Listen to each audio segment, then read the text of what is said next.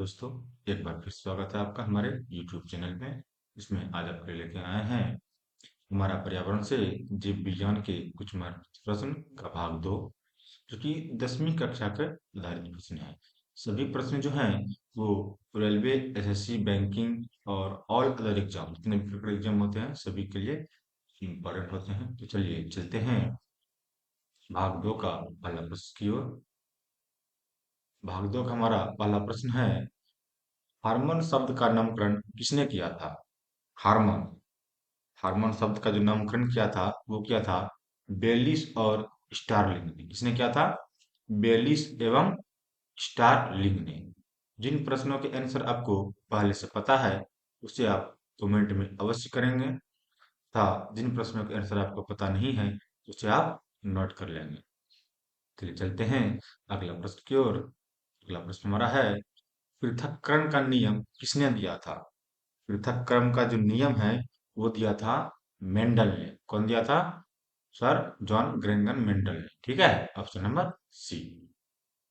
अगला प्रश्न हमारा है, जीव विज्ञान का प्रयोग सर्वप्रथम किसने किया? जीव विज्ञान का जो शब्द है ये सर्वप्रथम जो किया था वो लेमार्क तथा ट्रेविनियस ने किया था। किसने किया था?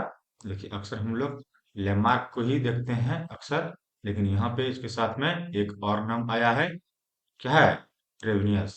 ठीक है, तो ध्यान रखिएगा, लेमार्क तथा ट्रेविनियस। अगला प्रश्न हमारा है, जीव विज्ञान के जनक के नाम से जाने जाते हैं। जीव विज्ञान के जनक है, जनक कौन है ये तो आपको सबको पता होगा प्राय। जो भी साथी पढ़ते हैं सबको पता होगा कि ये जीव विज्ञान का जो जनक है वो अरस्तु है। Option number C. अगला प्रश्न हमारा है, वनस्पति विज्ञान के जनक के नाम से जाने आप। अब देखिए, वनस्पति नाम का जो विज्ञान का जनक है वो है थियोफ्रेटस। कौन है? थियोफ्रेटस। ऑप्शन नंबर ए।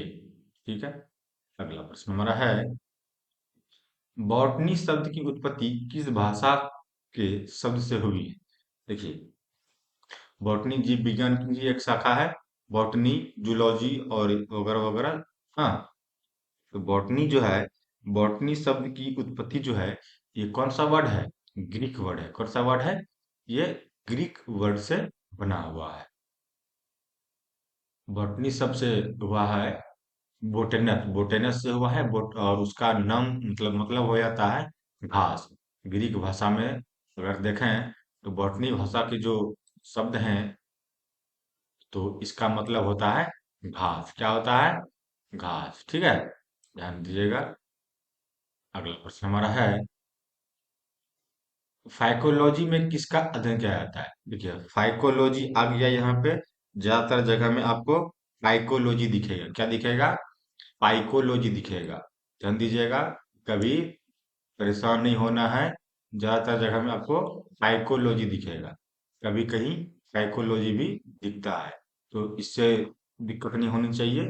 साइकोलॉजी रहे फाइकोलॉजी रहे, दोनों में शैवाल का अध्ययन ही होता है। ठीक है, ध्यान दीजिएगा, जो भी रहे, साइकोलॉजी रहे फाइकोलॉजी रहे, दोनों में शैवाल का ही अध्ययन होता है। ठीक है, अगला प्रश्न हमारा है, पर्यावरण का अध्ययन जीव विज्ञान की किस शाखा के अंतर्गत किया जाता है?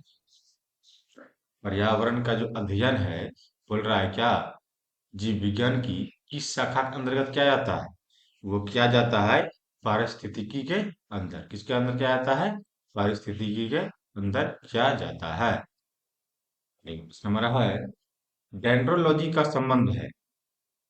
डेंड्रोलॉजी, डेंड्रोलॉजी में हम लोग क्या करते हैं? अक्सर झाड़ियों का अध्ययन करते हैं। क्या करते हैं?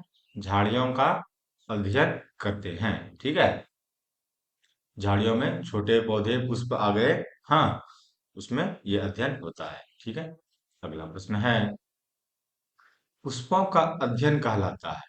पुष्प, पुष्पों का अध्ययन जो कहलाता है ये कहलाता है एंथोलॉजी। क्या कहलाता है? एंथोलॉजी। Option number C. ठीक है, ध्यान दीजिएगा। अगला प्रश्न हमारा है, वनस्पति संवर्धन से संबंधित विज्ञान की शाखा को कहते हैं। देखिए, वनस्पति संवर्धन से संबंधित जो है विज्ञान की शाखा, उसे कहते हैं हॉर्टिकल्चर, क्या कहते हैं? Horticulture, option number B. अगला प्रश्न हमारा है, स्पर्मोलॉजी में किसका अध्ययन किया जाता है? देखिए, स्पर्मोलॉजी में जो है बीज का अध्ययन, देखिए स्पर्मो का नाम देख के परागण नहीं कर देना है। हाँ, स्पर्मोलॉजी में बीज का अध्ययन किया जाता है, ऑप्शन नंबर बी। अगला प्रश्न हमारा है, एंगस्ट्रोलॉजी में किसका अध्ययन किया जाता है? एंगस्ट्रोलॉजी में जो है वो घासों का अध्ययन किया जाता है, ठीक है, घासों का अध्ययन किया जाता है। अगला प्रश्न हमारा है, पोडोलॉजी होता है, देखिए पीडोलॉजी नहीं, पोडोलॉजी होता है, ठीक है, ध्यान दीजिएगा, या मिसप्रिंट है या क्वेश्चन का ही गलती है। पोडोलॉजी, सॉरी,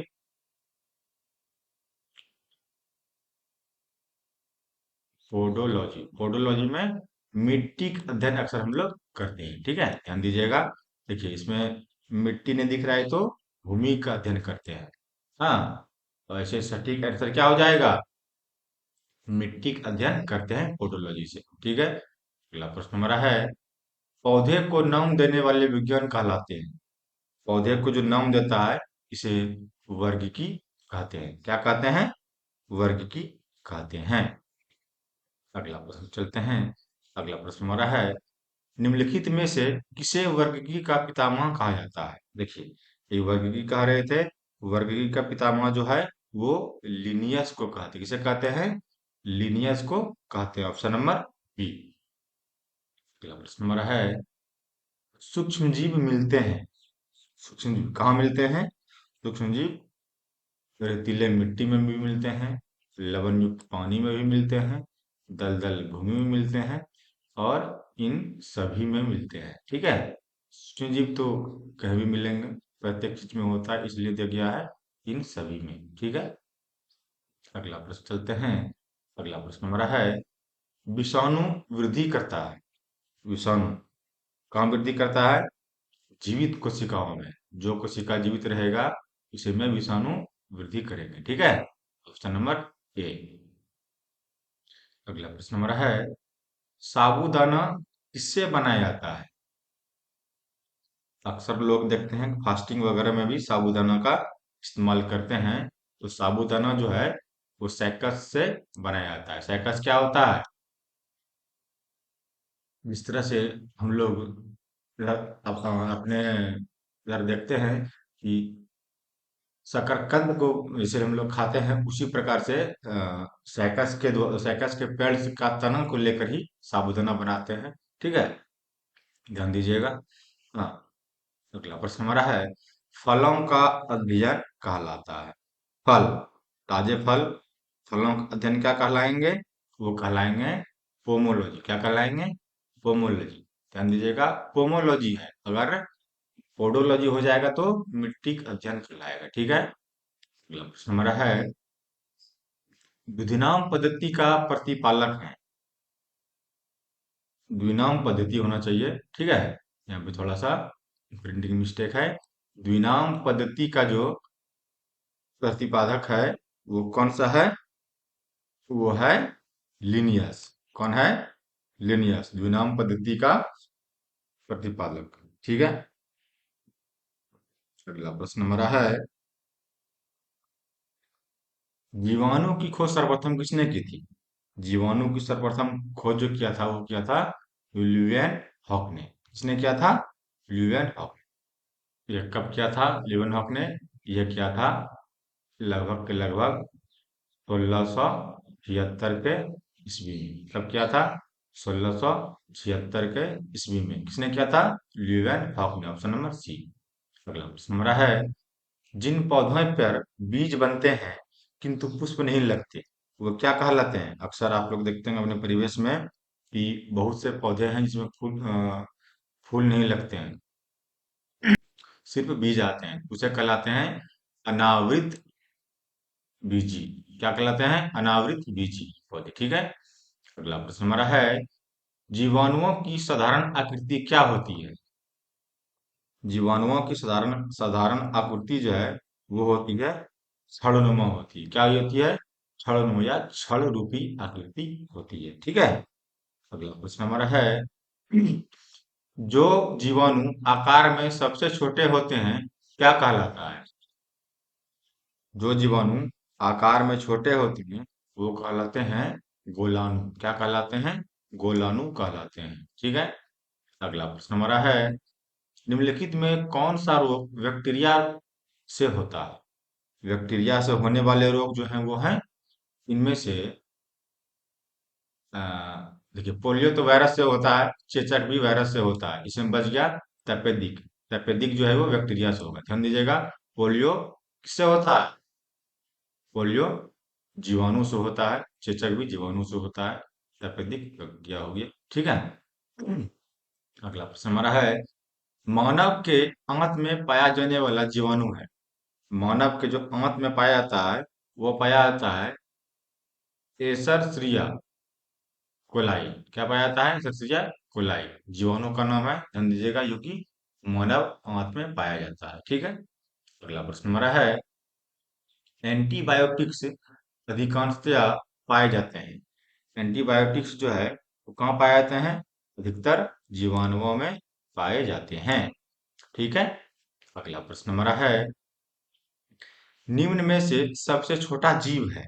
देखिए इसमें जो दिया गया है इसमें सबसे छोटा जीव कौन सा है? सबसे छोटा जीव है माइक्रोप्लाज्मा। क्या है? माइक्रोप्लाज्मा। अगला प्रश्न हमारा है निम्नलिखित में से कौन सा रोग जीवाणु के कारण होता है? देखिए अभी जीवाणु के कारण आ गया तो इसमें जीवाणु देखिए ये चेचक तो अभी बताए थे तुरंत अलग है, पेचिश भी अलग है, हैजा जो है वो जीवाणु के कारण होता है। ठीक है। हैजा क्या है? जीवाणु के कारण होता है रोग। ठीक है। तो आज का हमारा जो ये भाग 2 का था वो यहीं पे समाप्त होता है। सभी कम्पिटिटिव एग्जाम के लिए हमारे चैनल जो कि डिस्को क्लासेस से नाम है उसे आप सब्सक्राइब करें, लाइक करें, कमेंट करें, अपने दोस्तों के साथ शेयर करें तथा बेल का घंटी दबाएं ताकि हमारा आने वाला वीडियो आपको सबसे पहले प्राप्त हो। तब तक के लिए हमें आज्ञा दीजिए। धन्यवाद। जय हिंद।